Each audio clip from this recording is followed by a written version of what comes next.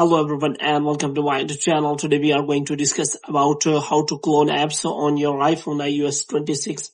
For example, if you want to use two apps at the same time on the iPhone, then how you can clone that app or dual apps you can use. For this, what you have to do, you have to simply watch this video completely. So for this, what you have to do, you have to simply make sure that you are connected to a proper Wi-Fi and internet connection. And after that, what you have to do next is you have to simply go to settings, and in settings, you have to go to general. And here you have to scroll it down until you find the option of transfer or reset iPhone. And here you have to click on reset, and you have to reset all of your network settings. Now what you have to do next is you have simply open the App Store app, and here you have to make sure that you have installed the latest version of that app. For example, if you want to clone the Instagram app, and you have to make sure that you have installed the latest version of the Instagram app. And if it is showing any kind of update, then you have to simply update the Instagram app.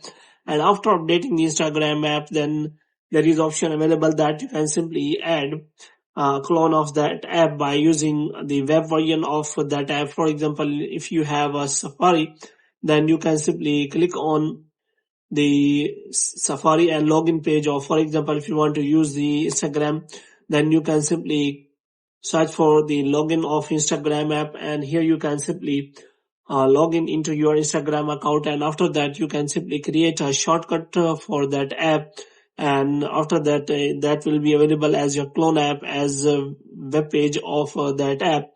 But if you do not want to use that web version of that app, then you can simply open the App Store here, and you can simply search for the app that can provide the facility to use the dual apps.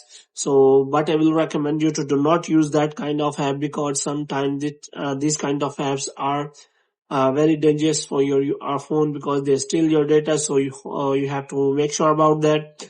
So if you want to use the dual apps or clone apps, then you can simply use these kind of methods. So hope you have liked this video.